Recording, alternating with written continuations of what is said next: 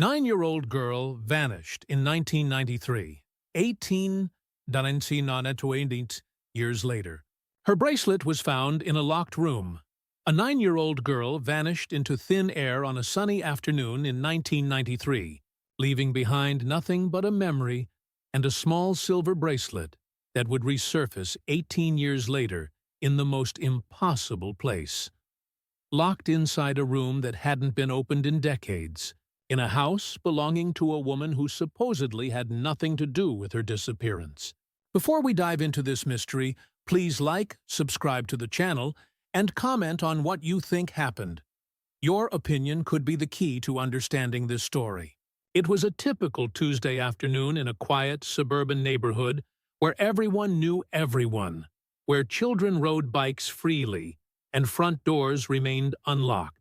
The smell of fresh-cut grass mixed with the distant sound of ice cream trucks playing their cheerful melodies. Parents waved to each other from porches. Dogs barked lazily in backyards. Everything felt safe. Everything felt normal. The girl's name was Emma. She had bright eyes, a contagious laugh, and wore a delicate silver bracelet her grandmother had given her. A simple chain with a heart-shaped charm that caught the sunlight every time she moved her small wrist. She never took it off, not for baths, not for bed. It was her most precious possession. That afternoon, Emma had argued with her older brother about something trivial, something neither of them would remember clearly years later. He was supposed to watch her while their parents ran errands, but frustrated by the argument, he'd left to meet a friend down the street. Just for an hour, he told himself. What could possibly happen in just 1 hour? When he returned home, the front door was open.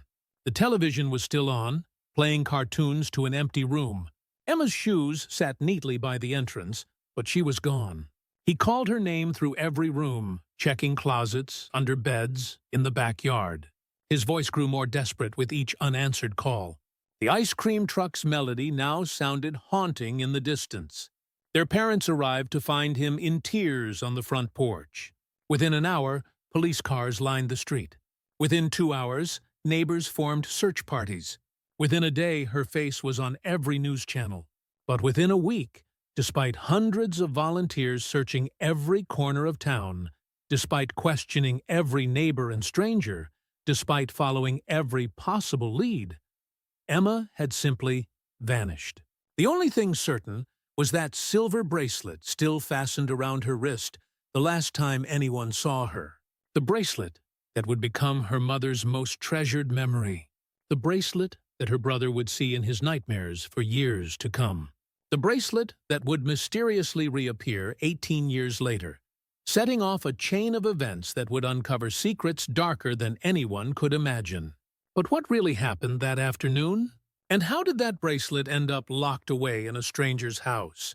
The search for Emma consumed the entire neighborhood like wildfire spreading through dry grass. Within hours of her disappearance, the quiet suburban streets transformed into a command center of desperate hope and growing dread. Volunteers arrived in waves, parents clutching their own children a little tighter, teenagers eager to help, elderly neighbors who remembered every face that had ever walked these streets. They knocked on every door, searched every garage, combed through every park and playground within a 5-mile radius. The smell of coffee from the makeshift volunteer station mixed with the crisp autumn air as the afternoon stretched into evening. Detective Sarah Matthews was the first investigator on the scene. A woman in her late 30s with sharp eyes that missed nothing, she had built her career on her ability to read people, to sense when someone was hiding something. She interviewed Emma's brother first, watching him dissolve into tears as he recounted leaving his sister alone. His guilt was palpable, radiating from him in waves that made even hardened officers look away. "I just wanted to see my friend," he sobbed, his voice breaking. "It was only supposed to be an hour." Detective Matthews placed a gentle hand on his shoulder, but her mind was already racing through possibilities. Abduction, runaway, accident. In cases like this, the first 48 hours were critical, and they were already burning through precious time. Emma's mother sat in the living room, clutching a photograph of her daughter. The last school picture, taken just 3 weeks earlier. Emma's smile beamed from the photo, that silver bracelet visible on her wrist. The mother's hands trembled as she traced her daughter's face with her finger, as if she could somehow pull her back through the image. "She never goes anywhere without telling me," she whispered, her voice hollow. "Never. She's a good girl. She listens. She wouldn't just leave." But someone had taken Emma, or something had happened to her. Because 9-year-old girls don't simply vanish from their living rooms in broad daylight in neighborhoods where everyone watches everyone. The investigation moved quickly, but found nothing. No witnesses reported seeing Emma leave the house. No cars were spotted that didn't belong to residents. No strangers had been seen in the area that day. It was as if she had been erased from existence in the span of an hour. That 1 hour her brother had been gone. By nightfall, the temperature dropped, and with it, the hope. Search dogs traced Emma's scent to the end of the driveway, and then lost it completely, as if she had been lifted into the air. Helicopters circled overhead, their searchlights cutting through the darkness like desperate prayers. News vans lined the street, their bright lights turning tragedy into spectacle. Detective Matthews stood on the front lawn at midnight, watching Emma's parents through the window. The father held his wife as she wept, while their son sat alone in the corner, staring at nothing. This family was breaking apart in real time, and Sarah knew from experience that even if Emma was found, they would never be the same. But what she didn't know, what no one could have known, was that the answer to Emma's disappearance was hiding in plain sight, just 3 blocks away, behind the walls of an old Victorian house where secrets had been buried for generations. What was happening to Emma at that very moment? And why couldn't anyone find a single trace of her? 3 months passed, then 6, then a year. Emma's face remained on telephone poles and grocery store bulletin boards, but the images began to fade under rain and sun, just as the hope in her parents' eyes began to dim.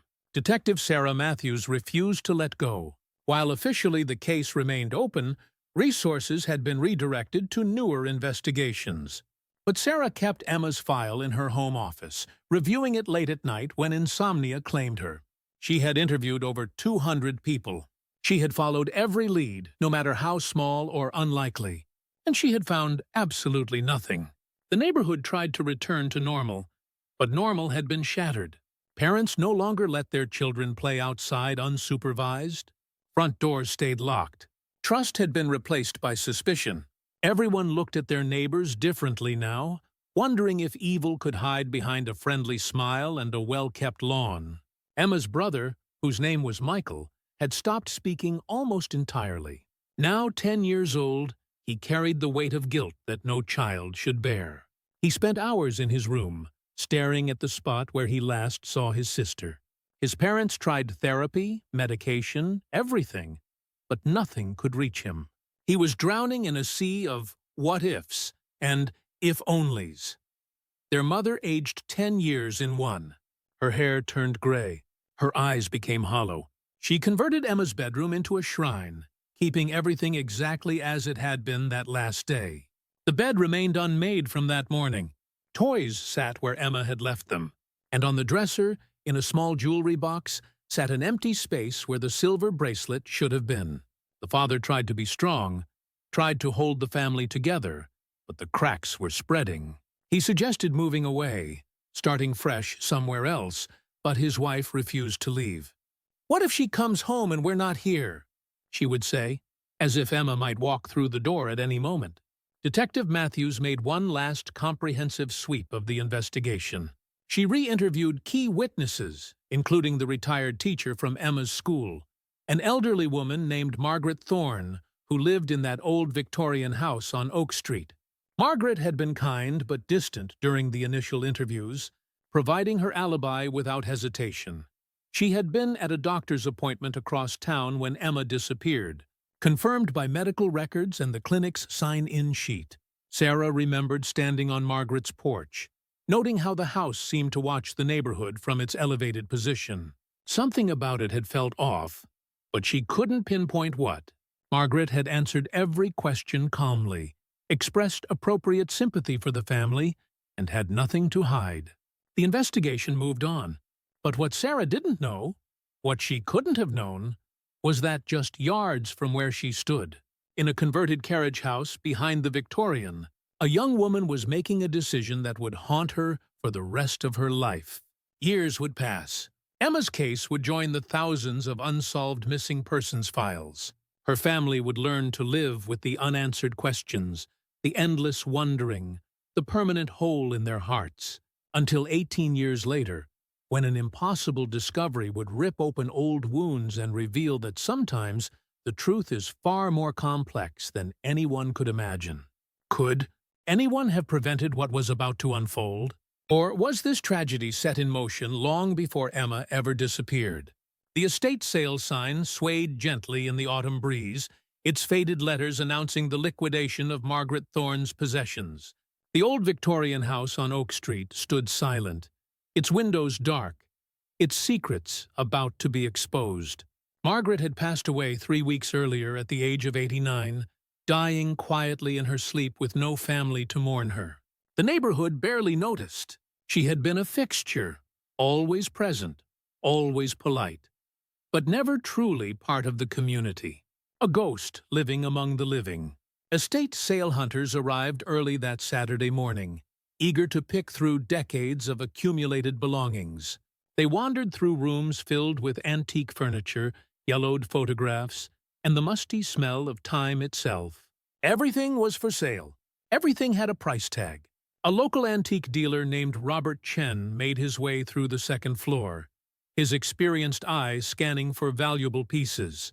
He had attended hundreds of estate sales, but something about this house unsettled him. It felt heavy, as if the walls themselves held their breath. That's when he found the locked room. It was at the end of a narrow hallway, easy to miss in the dim light. Unlike other doors in the house, this one had been sealed, not just locked, but reinforced with additional bolts and a heavy padlock that looked industrial, out of place in a residential home. "What's in there?" Robert asked the estate coordinator. The woman shrugged. "We haven't been able to open it.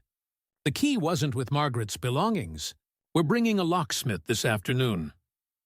But Robert's curiosity couldn't wait. He had tools in his truck, tools that could convince most locks to cooperate. 20 minutes later, with the coordinator's reluctant permission, he worked the lock free. The door swung open with a groan that seemed to echo through the entire house. The smell hit him first, not decay, but age, preserved age. The room had been sealed so completely that it existed in its own timeline, untouched by the outside world for nearly 2 decades. Inside, the room was small, almost like a storage closet, but meticulously organized. Boxes lined the walls, each labeled in precise handwriting. Old photo albums sat stacked on a shelf, and in the center, on a small wooden table, sat a jewelry box. Robert approached it carefully, drawn by an instinct he couldn't explain. His hands trembled slightly as he lifted the lid. Inside, nestled on faded velvet, lay a delicate silver bracelet with a heart-shaped charm. The estate coordinator gasped behind him. She was local, had lived in this neighborhood for decades, and she remembered. "Oh my God," she whispered, her face draining of color. That's Emma's bracelet, the missing girl." From 1993, Robert's blood ran cold. He stared at the bracelet, its silver surface still gleaming despite the years. How was this possible? How could a missing child's most recognizable possession be locked away in a room sealed by a woman who had nothing to do with her disappearance? The coordinator's hands shook as she pulled out her phone. "We need to call the police. Right now." Within an hour, the Victorian house was surrounded by police cars once again, just as it had been 18 years earlier, though no one had looked twice at it back then. Detective Sarah Matthews, now retired but still living in town, received the call. Her heart stopped when she heard what they had found. As she drove to Oak Street, her mind raced. Margaret Thorne had been cleared. She had an alibi. The investigation had moved on. But here was Emma's bracelet, locked in her house, hidden away like evidence of an unspeakable crime. What had Margaret done? And more importantly, where was Emma? The bracelet's reappearance meant only one thing. The case was about to be blown wide open, and the truth, hiding for 18 years, was finally ready to surface. Michael was 31 years old when he received the call that would change everything. He was in his apartment in Chicago, 300 miles from the neighborhood where his childhood had shattered, working on an article about urban development when his phone rang. "Michael, they found something." His mother's voice trembled through the speaker. "They found Emma's bracelet." The world tilted. Michael gripped his desk, his knuckles turning white. For 18 years, he had carried the weight of that afternoon. The argument, the decision to leave, the moment he returned to find her gone. He had built his entire life around that guilt, choosing journalism as a career because finding truth, uncovering hidden stories, was the only way he could make sense of failing to protect his sister. Where? The word came out as a whisper. In that old Victorian house. Margaret Thorne's house. She died, and they found a locked room, and the bracelet was inside. Michael's mind raced. Margaret Thorne. He remembered her vaguely. The retired teacher who lived 3 blocks away. The woman with kind eyes who had always kept to herself. The police had cleared her. She had an alibi. How could Emma's bracelet be in her house? Within hours, Michael was on a plane. Within a day, he was standing in his childhood home, looking at his parents, both aged far beyond their years, his mother's hands trembling with renewed hope, his father's eyes filled with a weary caution that came from 18 years of disappointment. "The police are reopening the case," his father said quietly. "But Margaret is dead. She can't tell us anything." But Michael wasn't interested in waiting for police procedures and official investigations. He was a journalist who specialized in digging into places others couldn't reach. This was personal. This was his sister, and this was his chance for redemption. He drove to the Victorian house that same evening, standing across the street as the sun set behind it. Yellow police tape still cordoned off the property. The house loomed against the darkening sky, its windows like empty eyes that had watched his neighborhood for decades. What secrets did those walls hold? What had Margaret Thorne known? Michael began his investigation the next morning, starting with the local library's archives. He pulled up every piece of information about Margaret Thorne: obituaries, property records, teaching history. She had taught at Lincoln Elementary for 35 years, retiring in 1991, 2 years before Emma disappeared. He found old yearbooks, and there, in a third-grade class photo from 1990, he saw Emma's face, young, innocent, sitting in the front row of Margaret Thorne's classroom. His breath caught. There was a connection, however distant, but Margaret had retired before the disappearance. The timeline didn't make sense for direct involvement. Unless Michael's journalist instincts kicked in. He needed to know everything about that house, its history, who had access to it. He needed to understand why Margaret would lock away Emma's bracelet for 18 years. Was it guilt? Evidence? Protection? That night, he sat in his old bedroom at his parents' house, surrounded by notes and photographs, his laptop glowing in the darkness. The house was quiet except for his mother's muffled crying from down the hall. Crying that had started again with renewed intensity since the bracelet's discovery. His father appeared in the doorway, his face etched with concern. "Michael, I need you to be careful. Your mother, she has hope again. Real hope. And if this leads nowhere, if we lose Emma all over again, I don't think she'll survive it." Michael looked at his father and saw the same guilt he carried reflected back at him. They had both failed Emma in different ways, Michael by leaving her alone, his father by being unable to find her. "I'm going to find the truth," Michael said, his voice steady with determination.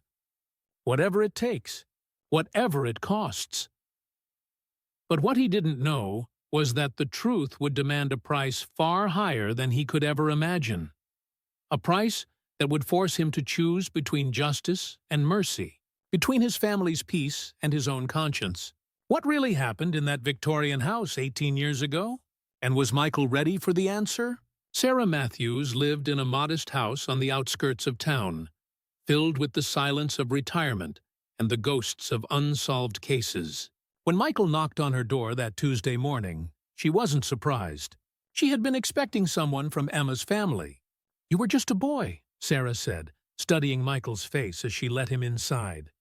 10 years old. I remember interviewing you." "I remember too," Michael replied, his voice tight. "You were kind. You didn't make me feel like it was my fault, even though it was."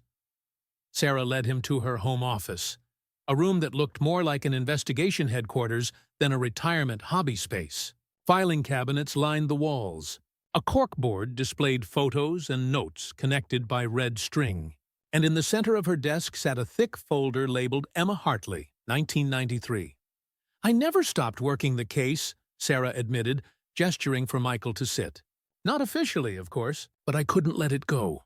Emma deserved better than a cold case file gathering dust in some basement." Michael's eyes fixed on the folder. "You kept your own files?" "Everything the department had, plus things I pursued on my own time.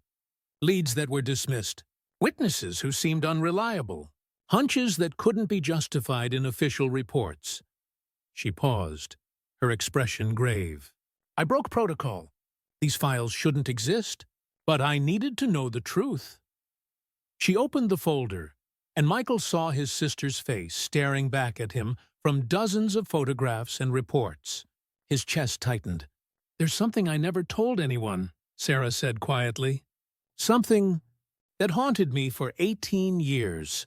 She pulled out a witness statement, yellowed with age. "3 days after Emma disappeared, a woman called our tip line. She said she'd been driving past Oak Street around the time Emma vanished and saw a young girl matching her description in a car, a blue sedan parked near the Victorian house." Michael's pulse quickened. "Margaret Thorne's house?" "Yes, but we dismissed it." Margaret had an ironclad alibi. She was at a doctor's appointment across town, confirmed by medical records, clinic sign-in sheets, even the receptionist's memory. It was impossible for her to be involved. Sarah's hands trembled slightly as she held the report. But the witness was adamant. She said she saw a girl with a silver bracelet. The room seemed to shrink around them. "Why wasn't this pursued?" "Because alibis don't lie, Michael. Margaret Thorne was 30 miles away when Emma disappeared. The timeline didn't work. And the witness, she was elderly. Her eyesight wasn't perfect, and she called days later. We couldn't build a case on that." Michael leaned forward, his mind racing. "But the bracelet was in her house, locked away. That changes everything." "It does," Sarah agreed, "which means either Margaret was involved in a way we never understood, or someone else connected to that house was responsible." She pulled out another document, property records. "I looked into this after the bracelet was found. The Victorian house has a carriage house in the back, converted into a rental unit in the 1980s. Margaret was selective about tenants, but in 1993, someone was living there." Michael's hands gripped the edge of the desk. "Who?" "A woman named Claire Morrison, 26 years old, studying to be a nurse. She worked night shifts, kept to herself, barely interacted with neighbors." Sarah met his eyes, and she moved away 2 weeks after Emma disappeared. No forwarding address, no trace. The pieces were starting to connect, forming a picture that made Michael's stomach turn. "You think she took Emma?" "I think," Sarah said carefully, "that we need to find Claire Morrison. Because she's either a witness to what happened, or she's the answer to where your sister went." Michael stood, his determination solidifying into something harder, more dangerous. "Then that's what I'll do. I'll find her." Sarah placed a hand on his arm, her grip firm. "Oh, Michael, listen to me. If Claire Morrison took Emma, if she's been hiding for 18 years, approaching her could be dangerous. And if she didn't take Emma, if she knows what really happened, the truth might be worse than you imagine." "I don't care," Michael said, his voice steady despite the storm raging inside him. I've spent 18 years living with not knowing. Whatever the truth is, I need to face it. As he left Sarah's house with copies of her secret files, one question consumed him. Who was Claire Morrison, and what had she done with his sister? The hunt for answers was about to lead him down a path darker than either of them could predict. Finding Claire Morrison proved nearly impossible. It was as if she had been erased from existence the moment she left that carriage house in 1993. Michael spent weeks chasing digital ghosts, outdated addresses, disconnected phone numbers, social security records that led nowhere. He hired a private investigator who specialized in finding people who didn't want to be found. He scoured nursing registries, hospital employment records, anything that might connect to a woman who had once studied to become a nurse. Nothing. His mother's condition worsened as the investigation dragged on. The hope that had reignited with the bracelet's discovery was consuming her like a slow-burning fire. She spent hours holding that silver bracelet, whispering to it as if Emma could somehow hear her through the metal and memories. "She's alive," his mother would say, her eyes feverish with desperate belief. "If the bracelet survived, she survived." "I can feel it, Michael. My daughter is alive." His father pulled him aside one evening, his face drawn with exhaustion. "Your mother isn't sleeping. She's not eating properly. This hope is killing her differently than the grief did. Maybe we need to accept that we'll never know what happened." But Michael couldn't stop. Every dead end only made him push harder. The guilt that had defined his existence demanded answers. He owed Emma the truth, even if finding it destroyed him in the process. The breakthrough came from an unexpected source, a former nursing school classmate of Claire's, who Michael tracked down through old university records. The woman, now in her 50s, remembered Claire vividly. She was brilliant, but troubled. The classmate said over the phone, she had this sadness about her, like she was carrying something heavy. She talked about her daughter constantly, a little girl she'd lost custody of. It consumed her. She dropped out of the program right before graduation, just disappeared one day. "Did she ever mention where she was going?" Michael pressed. "No, but there was something strange. A few months after she left, I got a postcard from a coastal town. Seabrook, I think. No return address, no message. Just a picture of the ocean and her signature."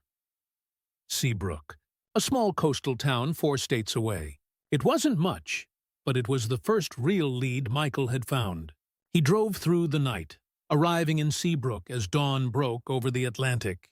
The town was quiet, scenic, the kind of place people came to disappear or start over. He checked hospitals, clinics, nursing homes, anywhere a nurse might work.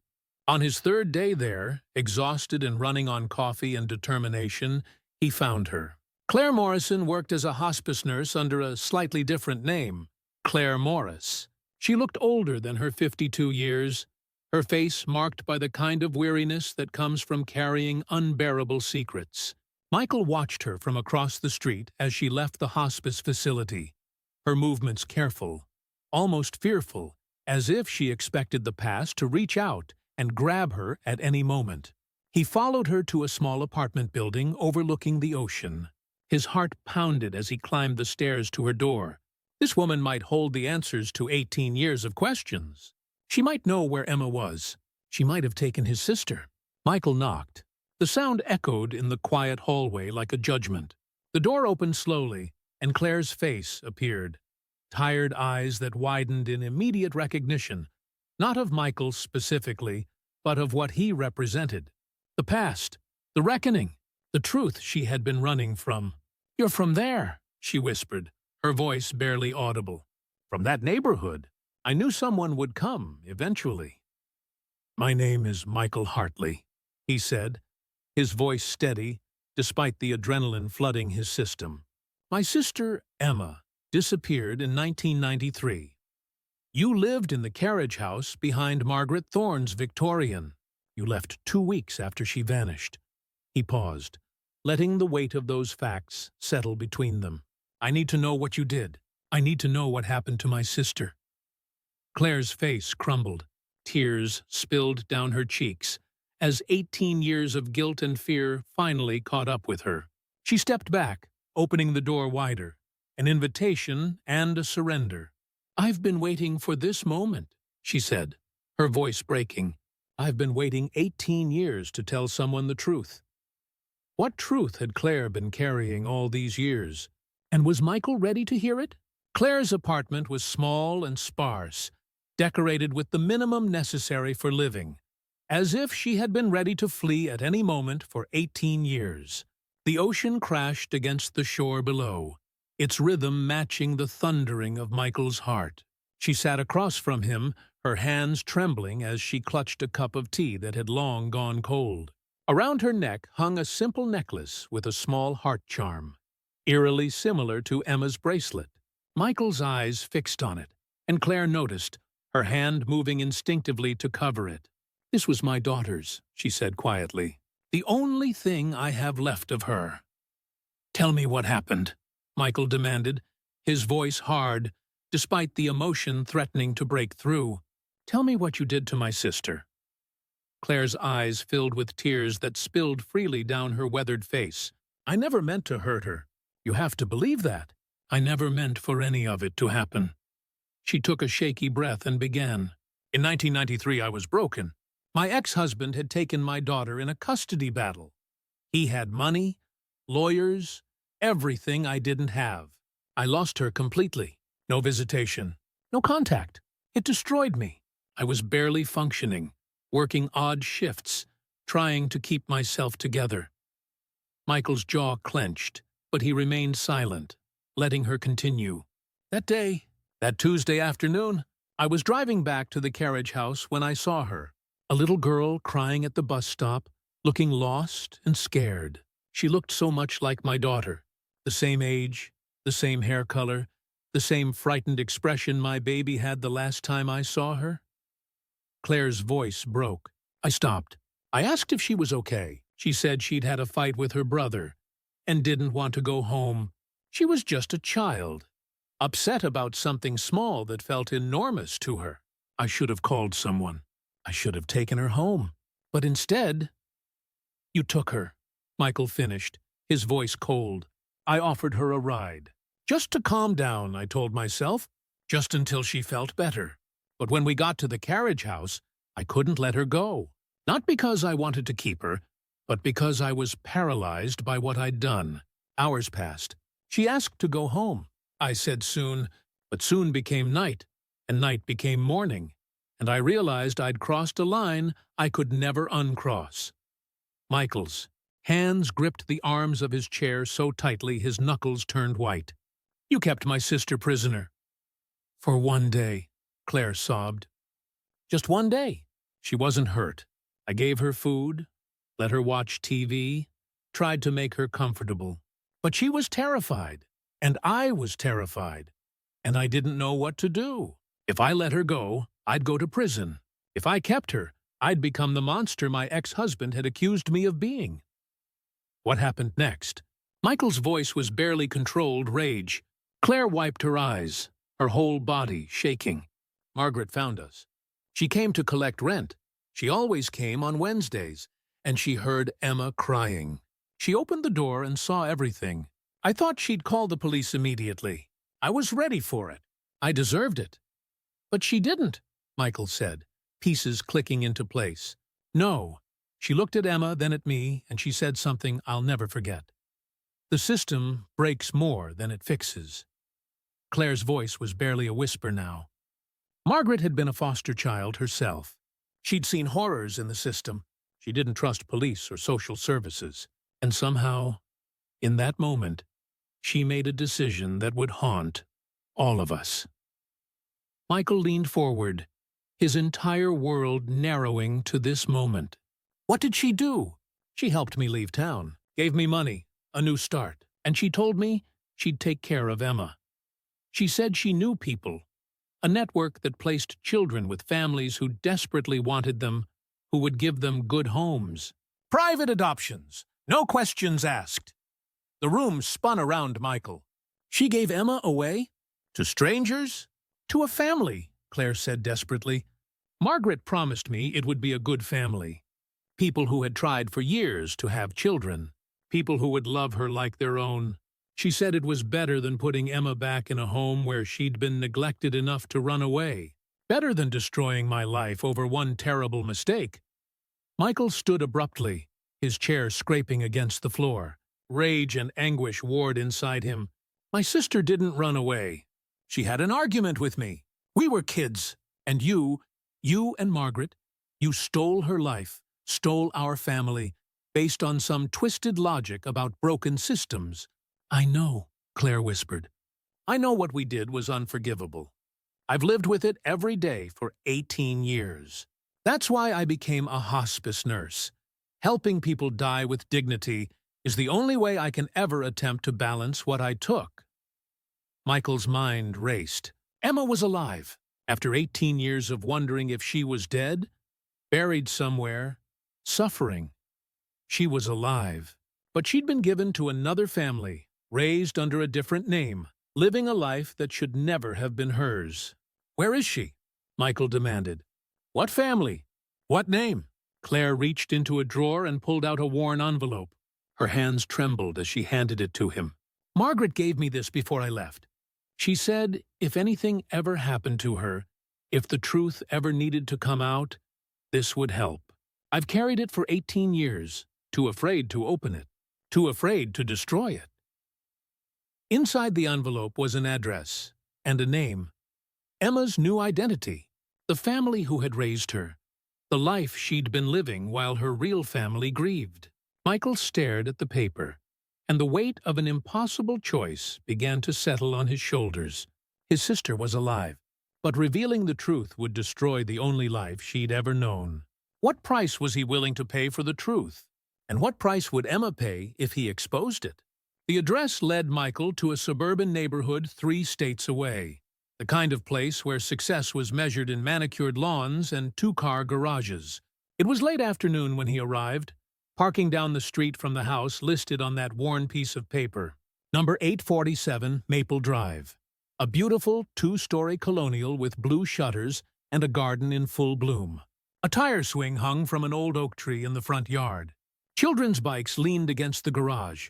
This was a home filled with life, with love, with everything a family should be. And somewhere inside was his sister. Michael sat in his car for an hour, paralyzed by the weight of what he knew. The paper in his hand listed her new name, Sophia Bennett. According to the basic research he'd done during the drive, Sophia was 27 years old, an architect with her own firm, married to a man named Daniel, mother to 2 young children. She had built a life, a good life, a life that would shatter if he knocked on that door and told her the truth. As the sun began to set, the front door opened. A woman emerged, laughing, as 2 small children, a boy and a girl, ran ahead of her toward the tire swing. Her husband followed, carrying a basketball, his arm casually draped around her shoulders. Michael's breath caught in his throat. Even from a distance, even after 18 years, even though she'd only been 9 years old the last time he saw her, he knew. The way she moved, the tilt of her head when she laughed, something in her gestures that time couldn't erase. That was Emma. That was his sister. She looked happy. Genuinely, completely happy. She pushed her daughter on the swing while her son shot baskets with his father. She was vibrant, alive, thriving in a way that made Michael's chest ache with a mixture of joy and devastating loss. He watched for hours, documenting everything like the journalist he was, but really just trying to memorize the sister he'd lost. She had no memory of her life before. Claire had mentioned that the trauma had caused complete amnesia of her early childhood. Sophia Bennett had no idea she was Emma Hartley. She didn't know her real family existed. She didn't know her mother still wore her bracelet every day, waiting for a daughter who would never come home. Over the following weeks, Michael became a ghost in Sophia's life. He learned her routines, her favorite coffee shop, the park where she took her children. He attended a public lecture she gave about sustainable architecture, sitting in the back row, listening to her speak with passion and intelligence about creating spaces that mattered. She was everything Emma could have become. She was accomplished, loved, fulfilled. But she wasn't Emma anymore. That girl had been erased, replaced by someone new. Michael struggled with what to do. Every night, he sat in his hotel room, staring at his phone, knowing his mother's number was just a call away. She deserved to know Emma was alive. She deserved to see her daughter. But that same call would set in motion events that couldn't be undone. He thought about Sophia's children, innocent kids who would learn their mother wasn't who they thought she was. He thought about her husband, who might never look at his wife the same way again. He thought about the parents who had raised her, people who had loved her as their own, given her every opportunity, but who had unknowingly participated in a crime. And he thought about himself, the 10-year-old boy who had failed to protect his sister, now a man who had to choose between giving his family closure and destroying another family entirely. One evening, Michael manufactured an accidental meeting at Sophia's favorite coffee shop. He bumped into her while she was ordering, apologized profusely, and struck up a conversation. She was warm, friendly, easy to talk to. When she learned he was a journalist, her eyes lit up. "I love working with journalists on projects," she said. "The way you tell stories through investigation. It's like how I try to tell stories through buildings." They exchanged business cards. She suggested they collaborate on an article about architectural innovation in urban development. And just like that, Michael had inserted himself into his sister's life. Not as her brother, but as a colleague, a friend, a stranger who knew everything about her that she didn't know about herself. As he left the coffee shop that day, his hands trembling as he held her business card, one question consumed him. Was this enough? Could he live with knowing her from a distance, watching her life unfold, being present but invisible? Or would the truth demand to be told, no matter the cost? The weight of that choice was crushing him slowly, and Michael knew he was running out of time to decide. 3 months passed. 3 months of Michael living a double life.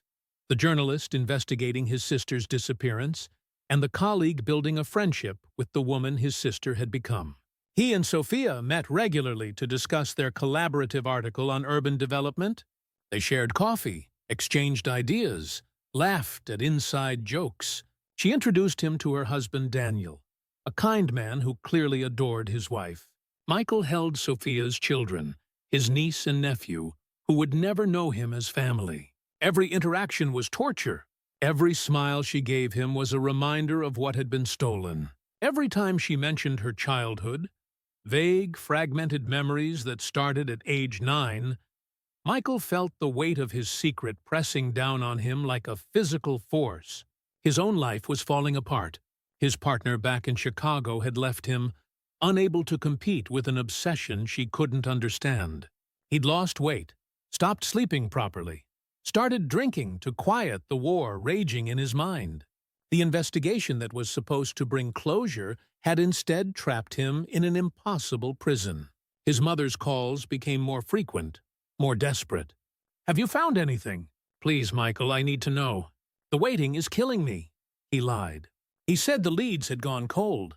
He said he was still searching, and every lie carved another piece out of his soul. Detective Sarah Matthews sensed something was wrong when Michael returned to visit her. She saw the hollowness in his eyes, the weight he carried that went beyond grief. "You found her," Sarah said quietly. It wasn't a question. Michael's silence was confirmation enough. "And you haven't told your family." Sarah sat back, studying him. "Which means the truth is complicated. She's alive. She's happy. She has a family, children, a career." Michael's voice was hollow. "She doesn't remember anything before age 9. She has no idea who she really is." Sarah absorbed this, her detective's mind piecing together the implications. The adoption network. They placed her with a family, gave her a new identity. "If I tell the truth, I destroy her life. Her children will grow up knowing their mother was kidnapped. Her husband will question everything about their marriage. The parents who raised her will face criminal charges. And Emma, Sophia, She'll lose the only identity she's ever known. But your parents deserve to know their daughter is alive, Sarah countered gently. Do they? Michael's voice broke. My mother is barely holding on. If I tell her Emma is alive but she can't really have her back, can't be her mother again, it might destroy her completely. And my father, he spent 18 years trying to move forward. This truth doesn't free anyone. It just creates new victims. Sarah was quiet for a long moment. What about justice? Claire Morrison and Margaret Thorne. They committed crimes. Emma was kidnapped. Doesn't that matter? Margaret is dead. Claire has spent 18 years in her own prison of guilt. And Emma? Emma is the only one who truly suffered, and she doesn't even remember it. Punishing the people responsible won't give her back the childhood they stole. So what will you do? Michael stared out the window, his reflection ghostly in the glass. I don't know, but I'm running out of time to decide. Sophia wants to meet my family. She invited me to her daughter's birthday party. Every day, I sink deeper into her life, and every day, the lie gets bigger. That night, Michael sat in his childhood bedroom, surrounded by the ghosts of his past. He pulled out his phone and scrolled through photos of Sophia, laughing with her children, presenting at a conference, living a life that should never have been hers, but somehow was. His father knocked softly and entered, sitting beside him on the bed, like he used to when Michael was young and troubled by nightmares. I know you're carrying something heavy, his father said. I can see it destroying you. Whatever it is, son, you don't have to carry it alone. Michael wanted to tell him, wanted to unburden himself of this terrible knowledge. But the words wouldn't come. What would you do? Michael asked instead. If you discovered the truth about Emma, but that truth would hurt more people than it helped? What if knowing destroyed everything it touched? His father was silent for a long time. I'd want to know anyway, because not knowing has already destroyed us. We're not living, Michael. We're just existing in the shadow of what we lost. At least the truth, whatever it is, would be something solid to stand on. But Michael had seen the truth. He'd seen his sister thriving in a life built on lies. And he knew his father was wrong. Sometimes the truth wasn't a foundation to build on.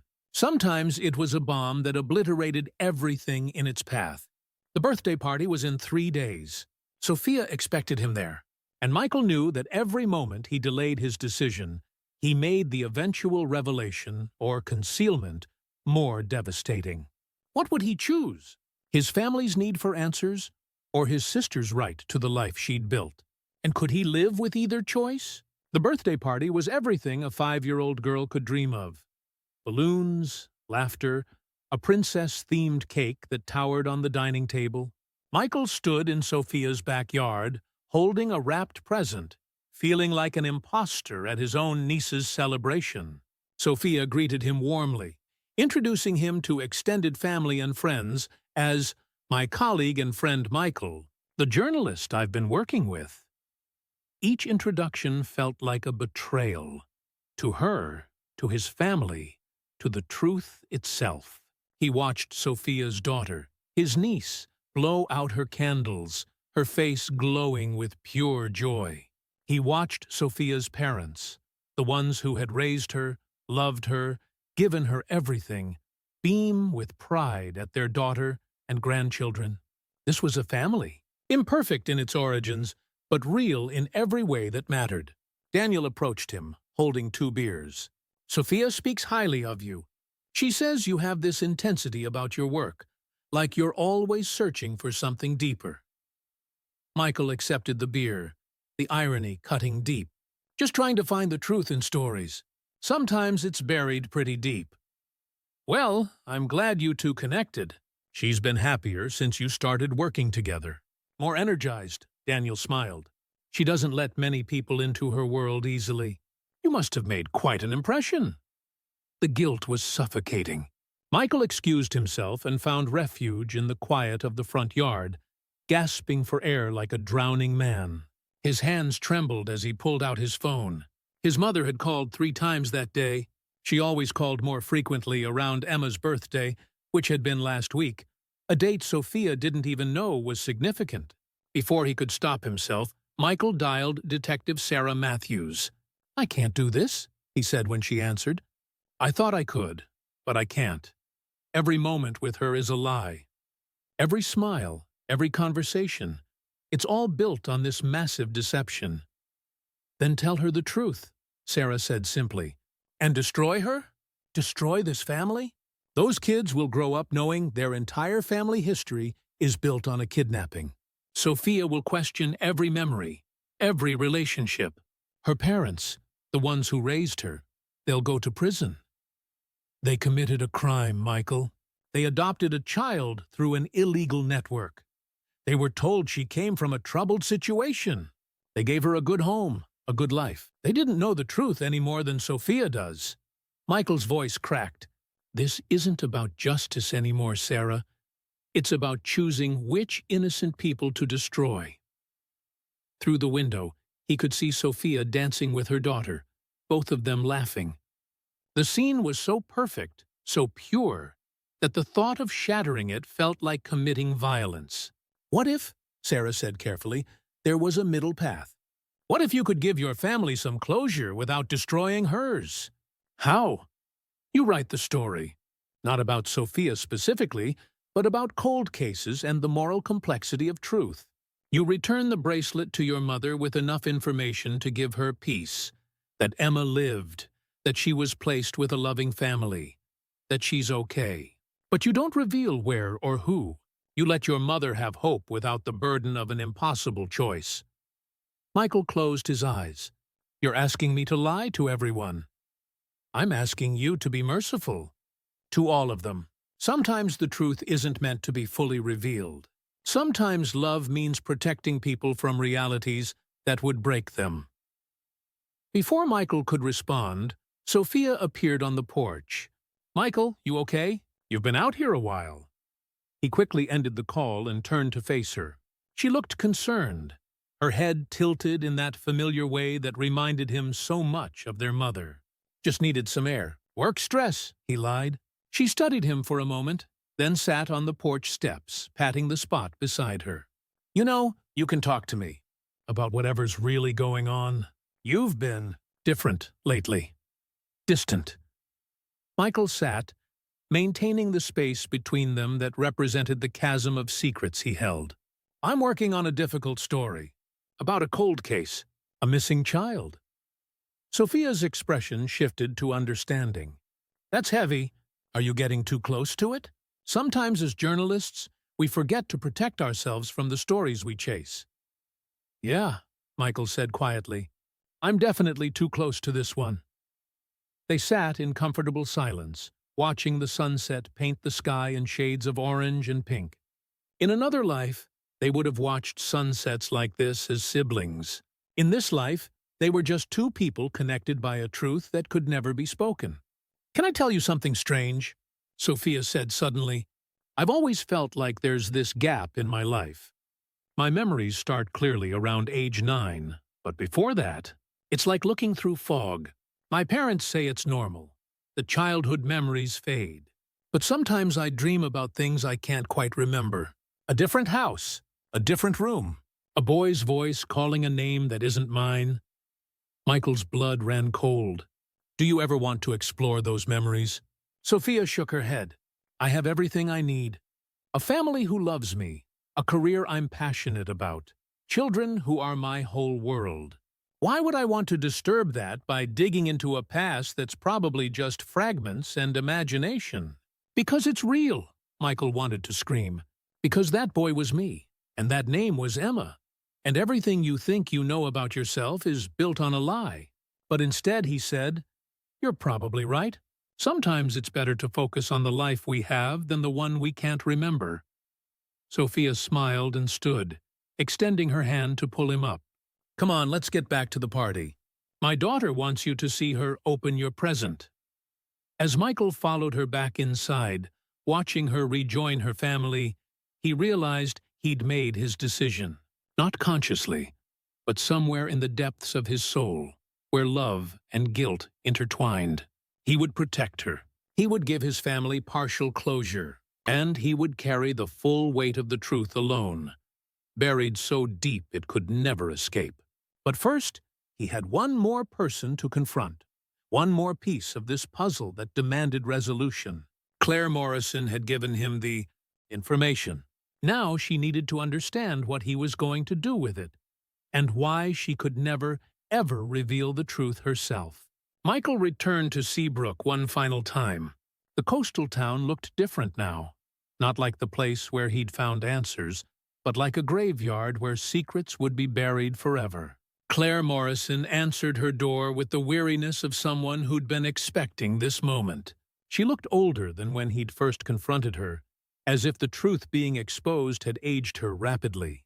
"You've seen her," Claire said. It wasn't a question. Michael nodded, stepping inside. The ocean roared in the distance, its constant rhythm like the heartbeat of guilt they both carried. "She's happy," he said finally. "She has children, a husband who loves her, a career, everything a person could want." Claire's eyes filled with tears. "And she doesn't remember?" "No. The trauma erased everything before age 9.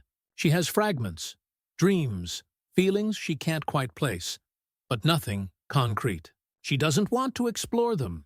She's chosen to focus on the life she has." Claire sat heavily, her body collapsing under the weight of 18 years of guilt meeting its resolution. "What are you going to do?" Michael pulled out a piece of paper, a legal document he'd had an attorney draft. "I'm going to ask you to sign this. It's an agreement that you'll never contact Sophia, never reveal her identity, never speak about what happened to anyone. In exchange, I won't expose you. I won't pursue charges. I'll let you continue your work helping people die with dignity." Claire stared at the document, her hands trembling. "You're protecting her." "I'm protecting everyone. My family will get partial closure, enough to help them heal without destroying another family in the process. Sophia gets to keep the life she's built. And you get to continue making amends in the only way you can."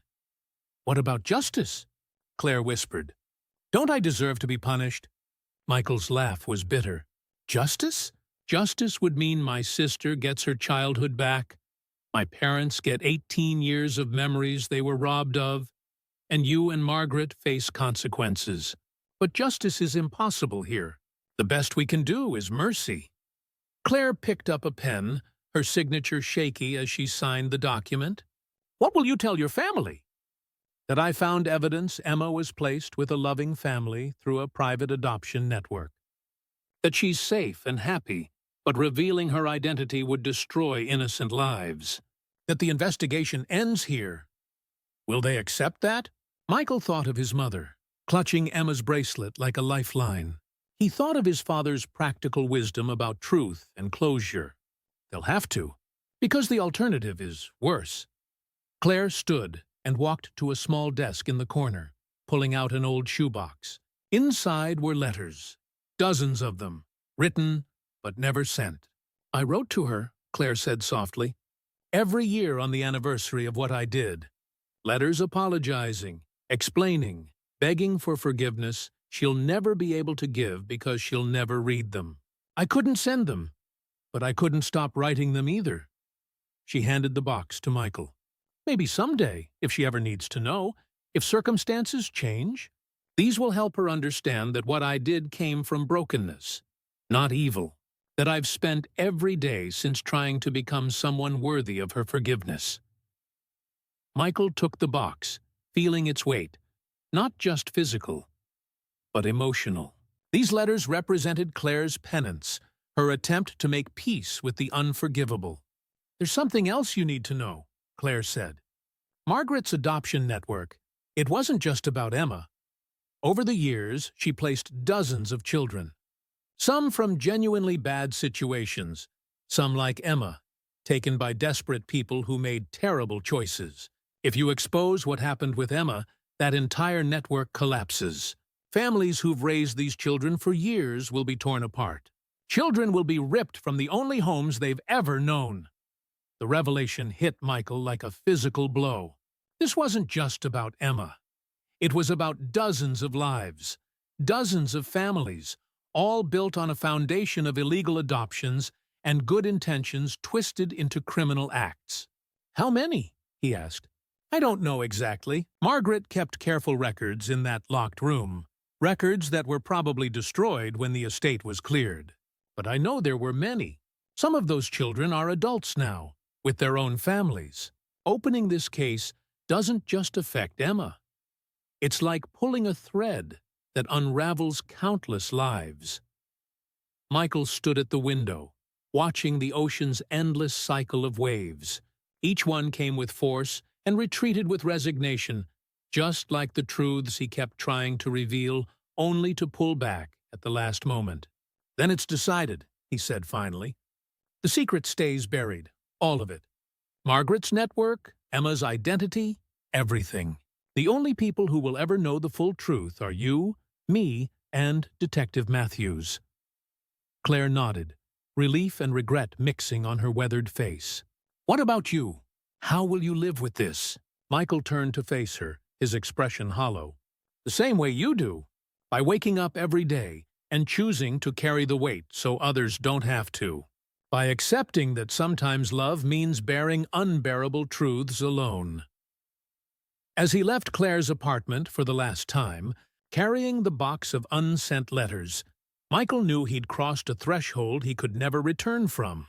He'd become the keeper of secrets, the guardian of painful truths, the man who'd chosen mercy over justice and would spend the rest of his life wondering if he'd made the right choice.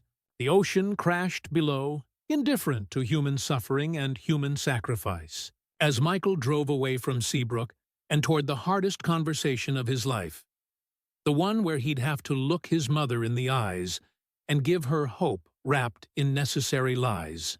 How do you tell someone their daughter is alive without telling them where to find her? How do you offer closure that's really just another kind of wound? Michael sat at his parents' kitchen table, the same table where they'd eaten countless family dinners when Emma was still part of their lives. His mother sat across from him, her eyes desperate with hope. His father stood by the window, arms crossed, braced for whatever truth was coming. "I found out what happened to Emma," Michael began, his voice steady despite the turmoil inside. "She's alive!" his mother gasped, her hand flying to her mouth. Tears spilled instantly down her cheeks. His father's knees seemed to buckle slightly, and he gripped the windowsill for support. "Where is she?" his mother demanded, already standing, ready to run to wherever her daughter was. "We need to go to her. We need to bring her home." Michael held up his hand, and something in his expression made her freeze. "It's not that simple. Emma was taken by someone who was broken, someone who made a terrible mistake out of grief and desperation. That person gave her to a family, a good family who wanted children desperately, and were told she came from an impossible situation. They stole our daughter." His father's voice cracked with rage and anguish. "They saved her," Michael said quietly. "The family who raised her, they loved her. They gave her everything. She's educated, successful, happy. She has her own family now, and she has no memory of us. The trauma caused complete amnesia of her early childhood." His mother sank back into her chair, her face pale. "No memory? She doesn't remember me? Her own mother?" "No, Mom.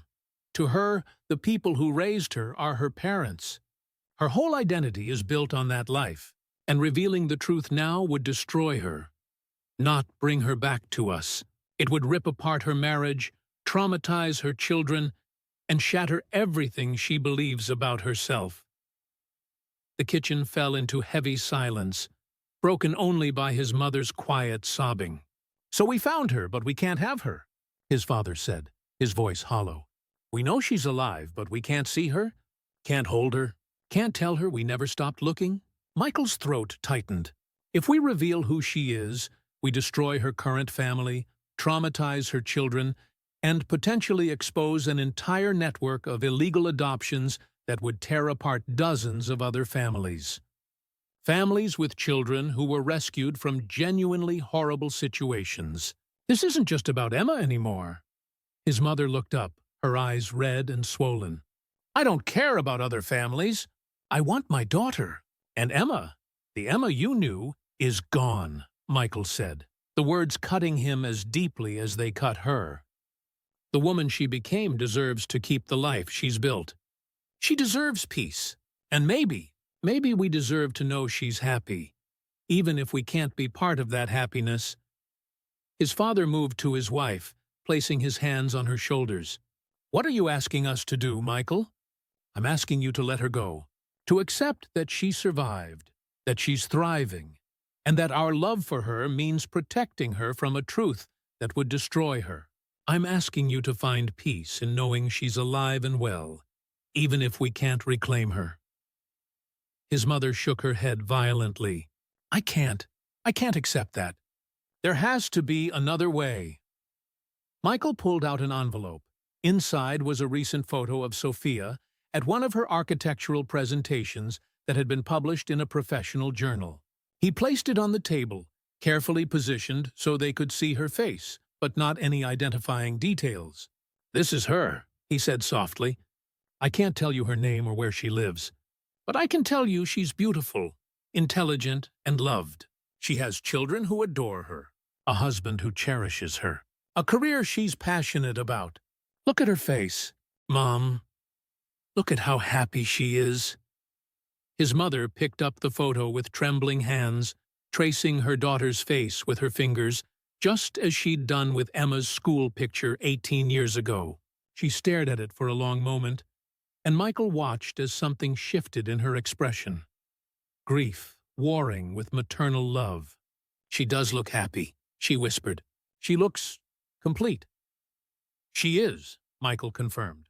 And she can stay that way if we choose to love her enough to let her be. His father's voice was thick with emotion. And the people responsible? What happens to them? Margaret Thorne is dead. The person who actually took Emma has spent 18 years in penance, dedicating their life to helping others as atonement. Justice in the traditional sense isn't possible. But mercy is. His mother clutched the photo to her chest, rocking slightly. Hardider kantu ansananprin. How am I supposed to live with this? Knowing she's out there, but I can't touch her. Can't tell her I love her? Michael knelt beside his mother's chair, taking her hands in his. The same way we've lived for 18 years, one day at a time. But now, instead of wondering if she's suffering, you can know she's not. Instead of fearing the worst, you can imagine her life, her happiness. It's not the ending we wanted, but it's the one that protects her most. For a long time, no one spoke. The weight of the decision hung heavy in the air, a choice between selfish relief and selfless sacrifice. Finally, his father spoke. If we pursue this, if we expose everything, what happens to her children? Our grandchildren will never know. They grow up knowing their mother's entire life was built on a lie. They lose their sense of family, of identity. They suffer for crimes committed before they were born. His father nodded slowly, painfully. Then we let her go. We let our daughter live her life in peace, even if it kills us to do it. His mother wept openly now, but she nodded too, still clutching the photo. Can we keep this? Can I have this one thing? Yes, Michael said. And I'll establish a foundation in Emma's name, her real name. We'll help other families of missing children. We'll turn this pain into something that helps others. As Michael left his parents' house that evening, he looked back to see them sitting together at the kitchen table, his mother holding the photo, his father holding her. They were broken, but they were healing. Not completely, never completely, but enough to keep living. The hardest choice had been made. The secret would be kept, and Michael would carry the full truth alone, visiting his sister under the guise of friendship, knowing her children as a family friend, living in the shadow of everything he could never say. But there was one final chapter to this story, one last piece that would determine whether Michael's sacrifice would ultimately save everyone, or whether the truth, like all buried things, would eventually claw its way to the surface. What happens when secrets this big are forced to stay hidden? And can Michael really maintain this double life forever? 1 year later, Michael stood in his sister's living room, watching her children open Christmas presents. He'd become a fixture in their lives. Uncle Michael, the family friend who always showed up for birthdays and holidays, who took an interest in their accomplishments, who told them stories that made them laugh. Sophia hugged him warmly when he arrived, her husband Daniel clapping him on the shoulder with genuine affection. "We're fine now, thanks, sometimes." "You're family now," Daniel said. "You know that, right?" Michael smiled, the irony cutting deep but bearable now. "I know." His mother had learned to live with the partial truth. She wore Emma's bracelet every day, touching it whenever she needed to feel close to her daughter. The photo Michael had given her sat on her nightstand, and sometimes he caught her talking to it softly, telling Emma about her day, sharing the love she couldn't express in person. The Emma Hartley Foundation had grown beyond Michael's expectations. It provided resources for families of missing children, funded investigations into cold cases, and offered counseling services for those living in the limbo of not knowing. His mother volunteered there twice a week, channeling her pain into purpose, helping others find the closure she'd chosen to forego for her daughter's sake. His father had found his own peace through forgiveness. Not forgiveness for what was done to them, but forgiveness for the imperfection of justice, for the messy reality that sometimes love means letting go of what you deserve. Detective Sarah Matthews had retired fully now, her own conscience settled by the knowledge that Emma was safe. She'd destroyed her unofficial files, keeping only the memory of a case that had taught her the difference between solving a crime and serving justice. Claire Morrison continued her work in hospice care. Each peaceful death she facilitated a small act of atonement. She never contacted Michael again, honoring their pact, carrying her guilt with the same quiet dignity she brought to her patients' final days. Michael himself had changed. The guilt that had defined him since age 10 had transformed into something else. Not absolution, but acceptance. He'd written his article about cold cases and the moral complexity of truth, carefully crafted to tell the story without revealing the specifics. It won awards, sparked conversations about justice and mercy, but only he knew it was really about his sister. He watched Sophia now, laughing as her daughter showed her a new toy. She caught his eye and smiled. That same smile Emma had given him 18 years ago, before the argument that changed everything. But this wasn't Emma anymore. This was Sophia, and she deserved to remain Sophia. "You okay?" she asked, walking over with 2 cups of coffee. "You seem contemplative." "Just thinking about family," Michael said honestly, "about how complicated it can be." "Tell me about it," Sophia laughed. "My parents are driving me crazy with their overprotectiveness. They've been like that since I was a kid. Like they're terrified something will happen to me." "Because they know your real origin," Michael thought, but didn't say. "They know you were given to them through questionable means, and they've spent your entire life trying to make up for it with perfect love." "They love you," he said instead. "Sometimes love looks like fear." Later that evening, as the party wound down and children grew sleepy, Sophia walked Michael to his car. The winter air was crisp, stars visible in the clear sky. "Can I tell you something?" she said, her breath forming small clouds in the cold. "I've been having those dreams again, the ones about the foggy past. And lately, I've been dreaming about a boy, someone who feels important, like he was supposed to protect me, but couldn't." Michael's heart stopped. "Do you want to explore that? Try to remember?" Sophia was quiet for a moment, looking up at the stars. "No, because I realized something. Whatever happened before my memories begin, it brought me here, to this life, these children, this love. And I'm grateful for all of it, even the mysterious parts. Some puzzles aren't meant to be solved." She hugged him tightly, and Michael closed his eyes, holding his sister for the first time in 18 years, even if she didn't know that's what it was. "Thank you for being in my life, Michael," she whispered.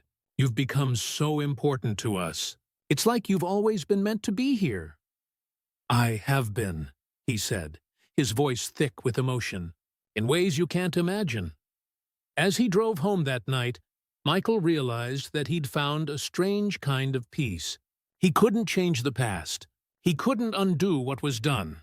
But he could be present in his sister's life, watching over her from this peculiar distance, protecting her from a truth that would destroy the happiness she'd built.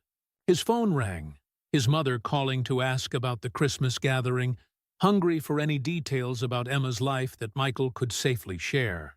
He told her about the children's laughter, about Sophia's success at work, about how genuinely happy she seemed. His mother cried, as she often did. But they were different tears now.